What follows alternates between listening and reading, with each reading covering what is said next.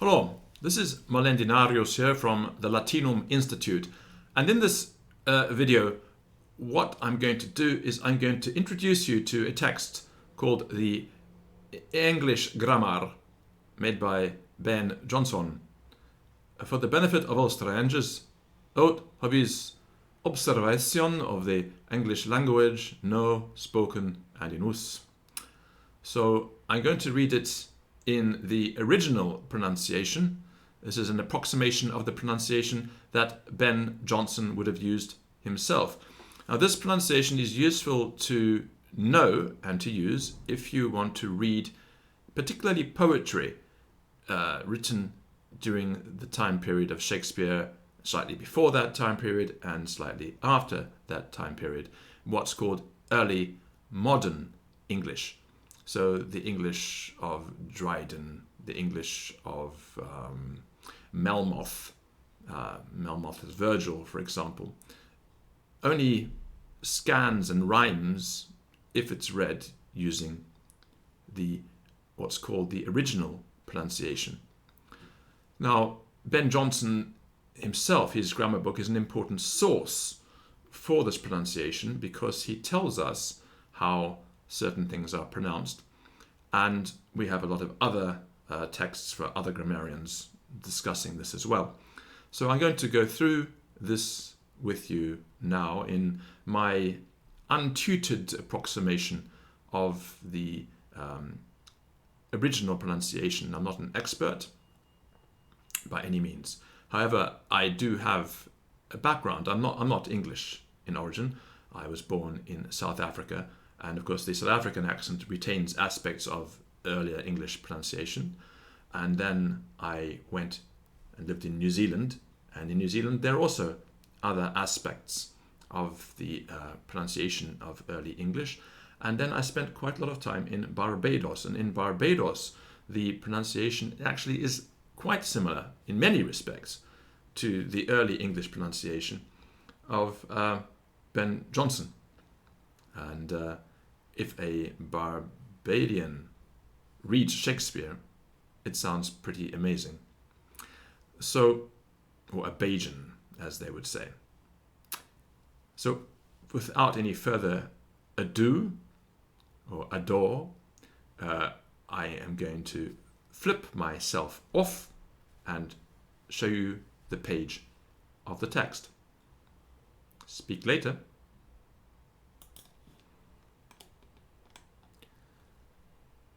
The English Grammar, mad by Ben Jonson, for the benefit of all strangers, out of his observation of the English language now spoken and in use. So I'm going to run through this until we get to the next section, which is, oh, there are 2 title pages. Who knew? 3 title pages. Google, what are you doing? Here we go. The Preface. The Preface. The prophet of grammar is great to strangers who are to live in communion and commerce with us, and it is honourable to ourselves, for be it we communicate all our labours, studies, profits, without an interpreter.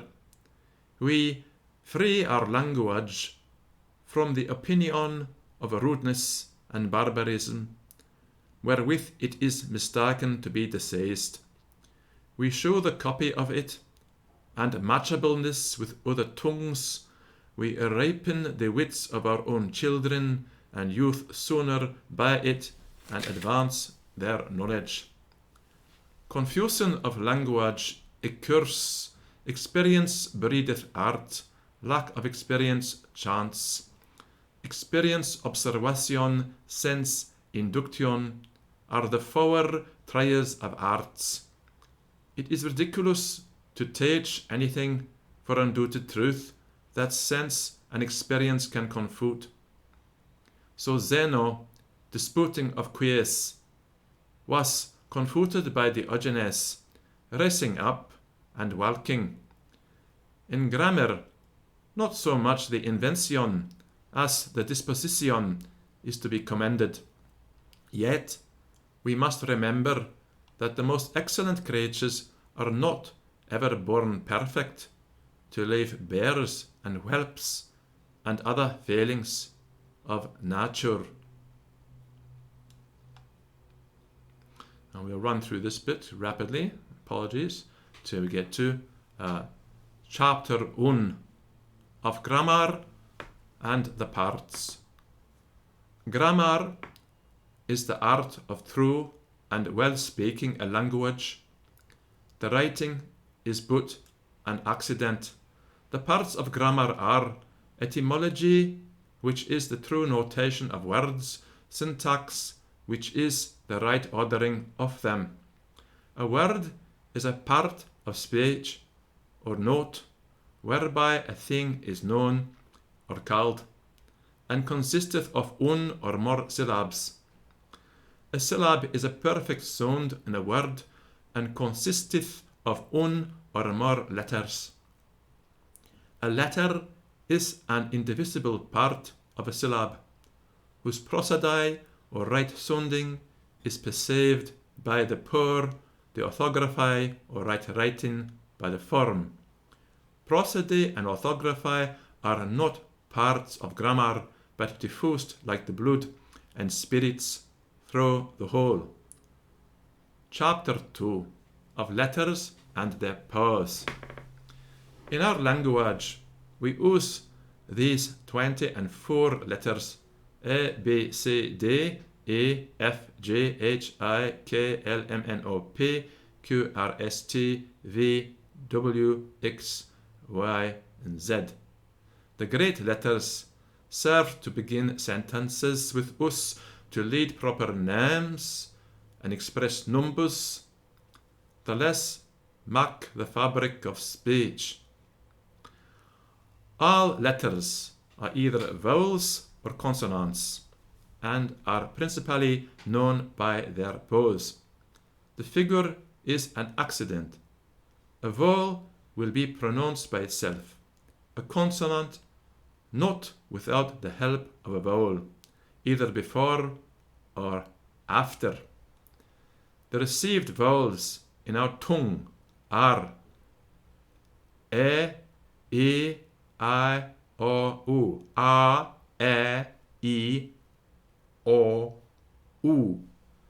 Consonants be either moots and close the sound as B, K, D, G, K, P, K, T, or half vowels and open it as F, L, M, N, R, S, X, Z. H is rarely other than an aspiration in power, though a letter in form. W and Y have shifting and uncertain seats, as shall be shown in their places.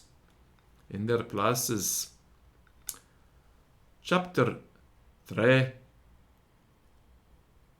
of the vowels. All our vowels are sounded doubtfully in quantity, which is time, long or short, or in accent, which is tone, sharp or flat. Long in these words and their like, debating, congealing, expiring, opposing, enduring. Short in this, stomaching, severing, vanquishing, ransoming, picturing. Sharp in these, hate, made, bite, note, pool. Flat in these, hat, met, bit, not, pull. With us, in most words, The letter E is pronounced less than the French E, as in art, act, apple, ancient. But when it comes before L in the end of a syllable, it obtaineth the full French sound, and is uttered with the mouth and throat wide opened, the tongue bent back from the teeth, as in all, small, gal, fall, tall, call. So, in the syllabes where a consonant followeth the L, as in salt, malt, balm, calm, the letter E is pronounced with a main opening in the mouth, the tongue turned to the inner roof of the palate, and softly striking the upper great teeth. It is a letter of diverse note and os, and either soundeth or is silent. When it is the last letter and soundeth, the sound is sharp, as in the French I. Example in me, see, agree, ye, she. In all, saving the article the or the, where it endeth and soundeth obscure and faintly, it serves as an accent to produce the vowel preceding, as in made, stem, stripe, or cure, which else would sound mad, stem, strip, or cur. It altereth the power of C, G, S so placed, as in hence, which else would sound hank. Swinge, to make it differ from swing. Os, to distinguish it from os. It is a mere silent in words, where L is coupled with a consonant in the end, as whistle, gristle, brittle, fickle, thimble, and so on. Or after V consonant, or double S, as in love, glove, move, redress, cross, loss. Where it endeth a former syllable, it soundeth longish but flat, as in derive, prepare, resolve. Except in derivatives or compounds of the sharps E, and then it answereth the primitive or simple in the first sound, as agreeing of agree, foreseen of foresee, bane of bay. Where it endeth a last syllable in one or more consonants after it, it either soundeth flat and full, as in descent, intent, amend, offend, rest, best, or it passeth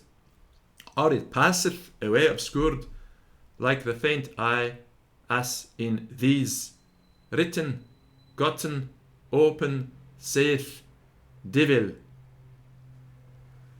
Which two letters, A and I, have such a nearness in our tongue, as oftentimes they interchange places, as in endus for indus, indus, indus, endite for indite, indite, indite, her for here, here, here.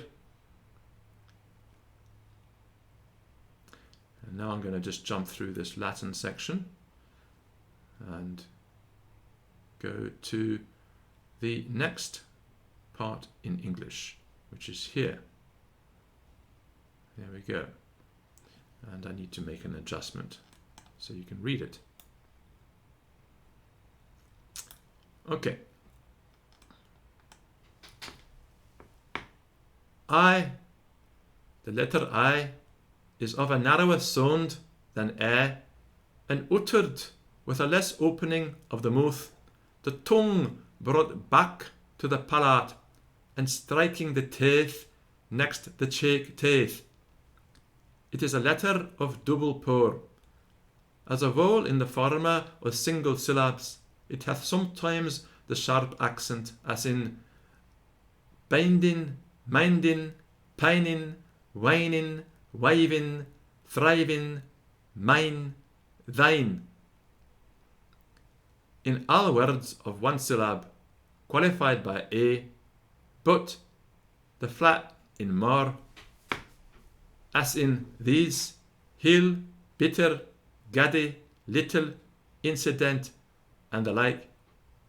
In the derivatives of sharp primitives, it keepeth the sound, though it deliver over the primitive consonant to the next syllable, as in divining, requiring, repining.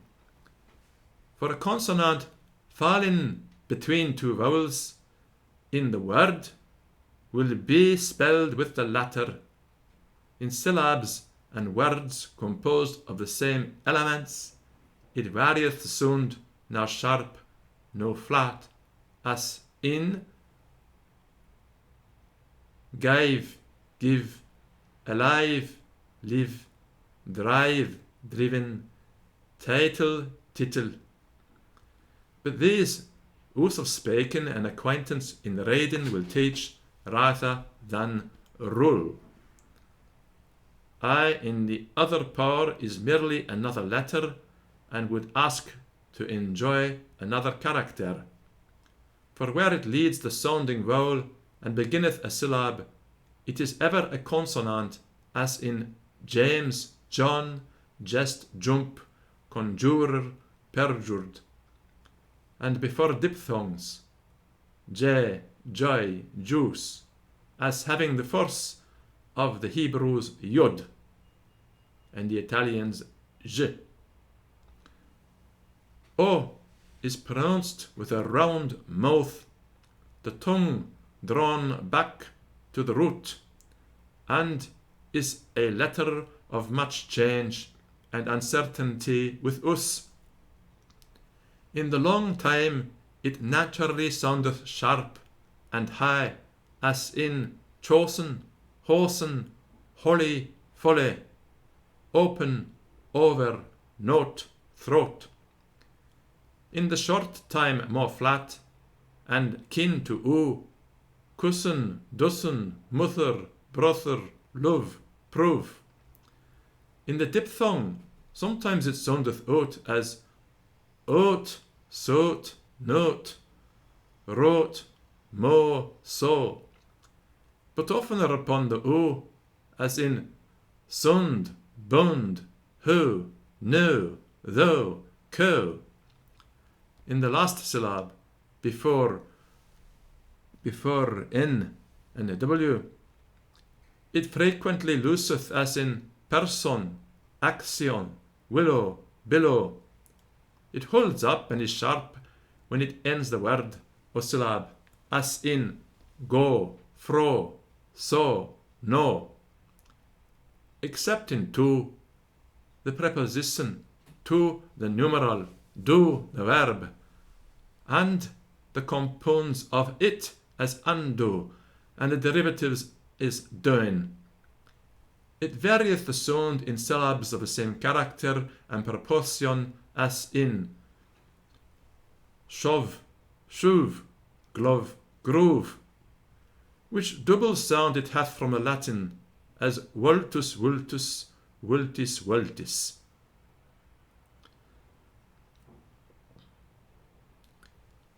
The letter V. So let's just scroll up here. I have to make an adjustment back to received pronunciation before we get to original pronunciation. Here we go. V is sounded in a narrower main compass, and some depression in the middle of the tongue is like our I, a letter of double purr. As a vowel it soundeth thin and sharp, as in os, thick and flat, as in us. It never endeth any word for nakedness, but yieldeth to the termination of the diphthong ew, as in new, true, new, or the qualifying as in su, do, and the like. When it leadeth a sounding vowel in the syllab, it is a consonant, as in save, rave, prove, love, which double force is not the unsteadfastness of our tongue, or uncertainty of our writing, but fallen upon us from the Latin. W is but the V geminated in the full sound, as though it have the state of a consonant with us. The power is always vowelish, even where it leads the vowel in any syllab, as if you mark it, pronounce the two o, like o, quick in passage, and these words, wine, want, would, wast, suing, suam, will sound like this: wine, want, would, wast, swing, soam. Courage.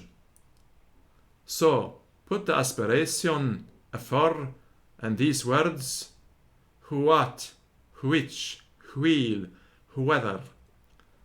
In the diphthongs they will be no doubt, as draw, straw, saw, no, nor in derivatives, as knowing, sewing, drawing. Whether the W is of necessity used, rather than a single U, lest it might alter the sound, and be pronounced knoving, solving, driving, as in saving, heaven. Why, it also mere vowelish in our tongue, and hath only the power of an I, even where it obtains the state of a consonant, as in young, jonker, which the Dutch, whose primitive it is, write I-O-N-K, jonker, and so might we write youth, I-O-U-T-H, but that we choose Y to distinguish from J consonant. In the diphthong, it sounds always I, as in may, say, way, joy, toy, they, and in the ends of words, as in deny, reply, defy, cry, which sometimes are written by I, but qualified by E, D-E-N-I-E, R-E-P-L-I-E. But where two I's are sounded, the first will be ever a Y, as in derivatives, denying, replying, defying.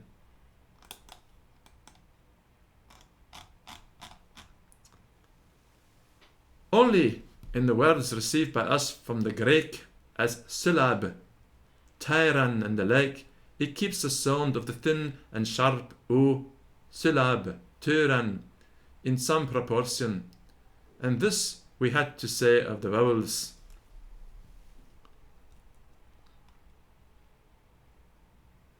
So let's move on.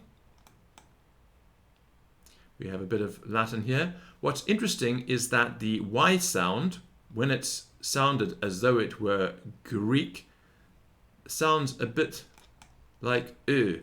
So the sound that the ancients used for the Y in early modern English just became an U sound instead of the very close French Ö, but it's more like the ancient sound than what replaced it later on.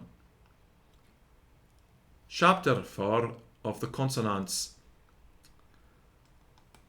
B hath the same sound with us as it hath with the Latin, always un, and is uttered with the closing of the lips.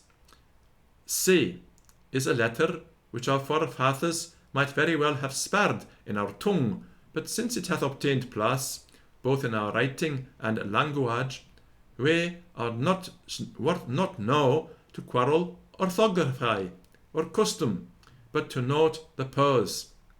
Before a, o, and o, it plainly sounds k, kappa, as in cable, cobble, cudgel, or before the liquids l and r, as in clod, crust, or when it ends a former syllable before a consonant, as in acquaintance, acknowledgement, action, in all which it sounds strong. Before e and e it hath a weak sound, and hisseth like s, as in certain, center, civil, citizen, whence, or before in diphthongs, as in cease, deceive. Among the English Saxons, it obtained the weaker force chi, or the Italian ch, as in chapel, chance, child, church. It is sounded with the top of the tongue striking the upper teeth and rebounding against the palate.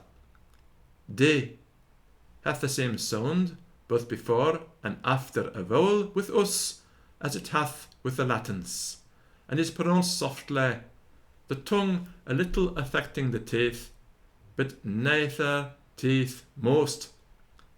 F is a letter of two forces with us, and in them both sounded with the nether lip rounded, and a kind of blowing out, but gentler in the one than the other. The more general sound is the softest, and expressed the Greeks. F, as in faith, field, fate, force, where it sounds F. The other is van, the degammer of Claudius, as in cleved, of cleave, leved, of leave. The difference will best be found in the word of, which as a preposition sounds of him, as the adverb of distance, far off, off and of. J, let's make an adjustment to the page. J is likewise of a double force in our tongue, and is sounded with an impression made on the midst of the palate. Before a, o, and o strong, as in these, gate, goat, goot, or before the aspirate h, or liquids l and r, as in ghost, glad, grant, or at the ends of words, as in long, song, ring, swing, leg, lug, dug, except in the qualifying a follow, and then the sound is ever weak, as in age, stage, hedge, sledge, judge, drudge. Before o, the force is double, as in guile, guide, guest, guise, where it soundeth like the French Dieu, as in Gélin, Jourdan, languish, anguish, where it speaks the Italian gu, gu, guide, guest, guise, joile, joide, dressed, joise, Jourdan, languish, anguish. Likewise, before e and e, the powers are confused and uttered, now strong, now weak, as in get, geld, gave, gittern, finger, gene, gentle, gin, jibe, ginger. But this us must teach, the one sound being warranted to our letter from the Greek, the other from the Latin throughout. we will leave H in this place and come to K, which is a letter the Latins never acknowledged, but only borrowed in the word calendar. They used QU for it. We sound it as the Greek K, and as a necessary letter it precedes and follows all vowels with us. It goes before no consonants but N, as in knev, knell, knot, and L with the quiet air after, as in mikle, pickle, prickle, frickle, which were better written without the say, if that which we have received for orthography would yet be contented to be altered, but that is an emendation, rather to be wished than hoped for, after so long a reign of ill custom amongst us. It followeth the S in many words, as in scape, score, skirt, skirmish, scrape, sculler, which do better so sound than if written with C. L is a letter half vowelish, which though the Italians, especially the Florentines, abhor, we keep entire with the Latins and so pronounce. Right, let's move through. Not doing this section. We are running to only the English bits. It maketh in the sounding, and is therefore called a liquid, the tongue striking the root of the palate gently. It's seldom doubled, but where the vowel sounds hard upon it, as in hell, bell, kill, shrill, trull, full, and even in this, it is rather the hast and superfluity of the pen that cannot stop itself upon a single L than any necessity we have to use it. For the letter should be doubled only for a following syllable's sake, as in killin, beginning, begging, swimming. M is the same with us in sound as with the Latins. It is pronounced with a kind of humming inward, the lips closed, open and full in the beginning, obscure in the end, and mainly in the midst. Note that in English in this time, the double letters were pronounced swimming, begging, beginning, killing, just like in the Latin.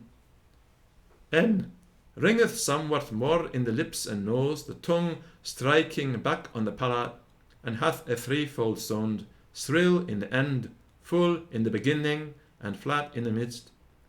They are letters near of kin, both with the Latins and us. P breaketh softly through the lips, and is a letter of the same force with us as with the Latins. Q is a letter we might very well spare in our alphabet, if we would but use the serviceable K, as should be, and restore him to the right of reputation he had with our forefathers. For the English Saxons knew not this halting Q with her waiting woman U after her, but expressed quail, Quaile, and so on, till custom under the excuse of expressing enfranchised words with us entreated her into our language in quality, quantity, quarrel, quintessence, and so on, and hath now given her the best of K's possessions.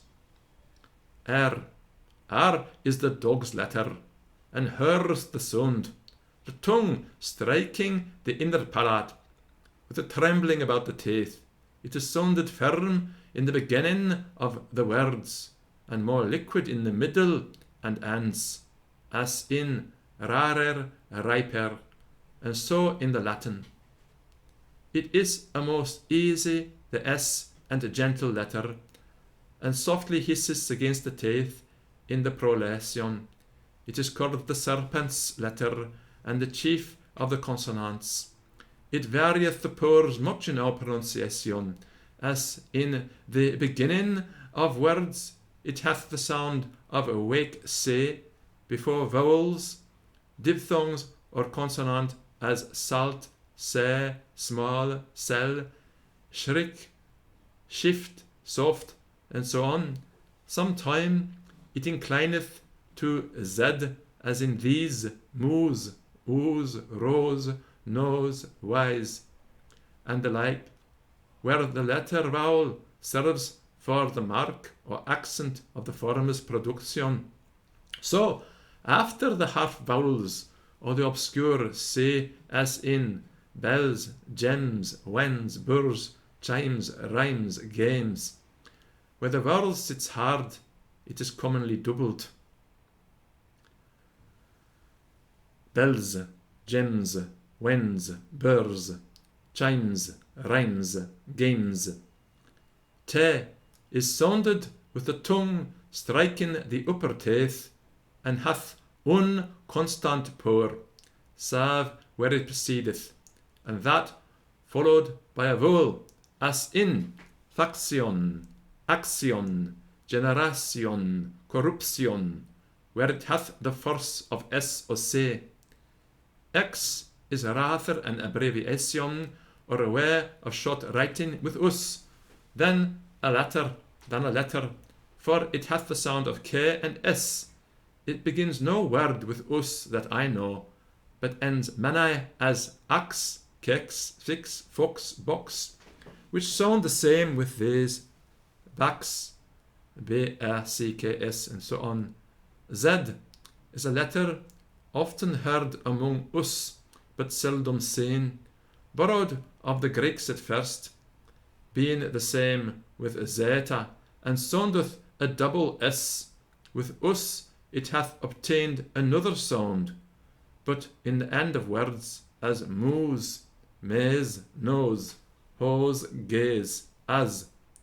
Never in the beginning, save with rustic people that have zed, zay, zit, zo, zum, for said, say, sit, so, and some, or in the body of words in Denisond, as azure, zeal, zephyr.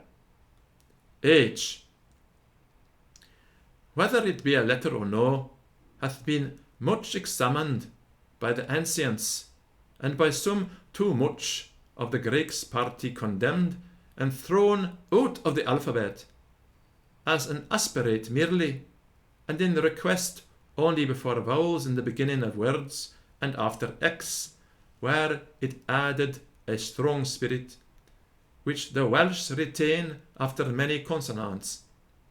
But, be it a letter or spirit, we have great use of it in our tongue, both before and after vowels. And though I dare not say she is, as I have heard one call her, the queen mother of consonants, yet she is the life, the quickening of them.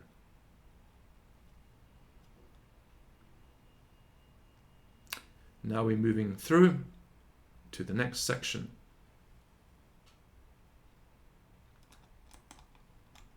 Here we are. Chapter 5 of the diphthongs.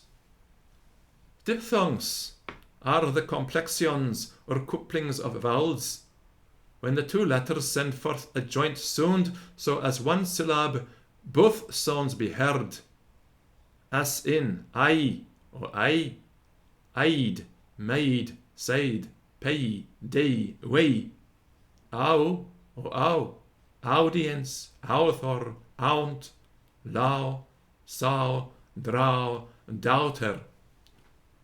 Note that the sound ow is the same as in the Latin aurum. Earl, peril, mate, set, say, flare. To which added ye, and you have at one view all our words of this termination. A, straight, wait, theirs, paint, faint.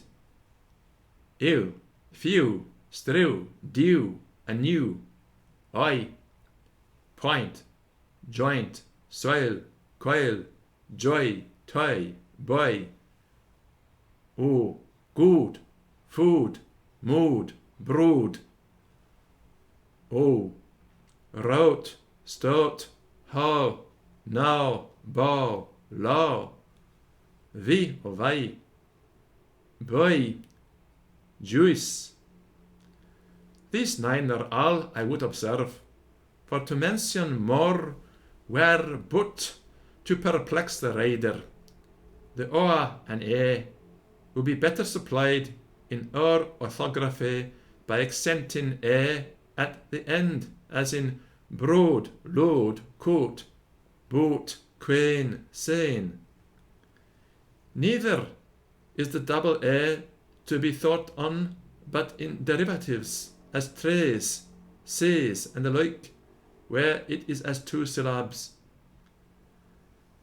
And for our, it is so found but in 3 words in our tongue: Yaman, people, jeopard.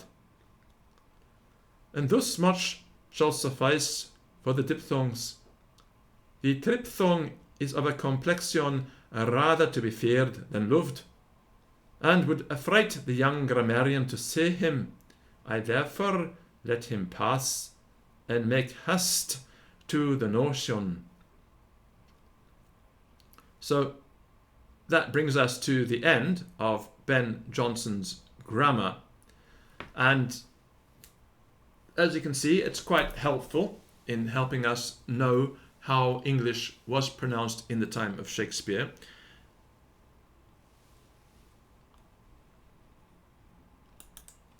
So that was my very imperfect rendering of original pronunciation, and Ben Jonson. I'm sure that if you go through it yourself, you can do a better job.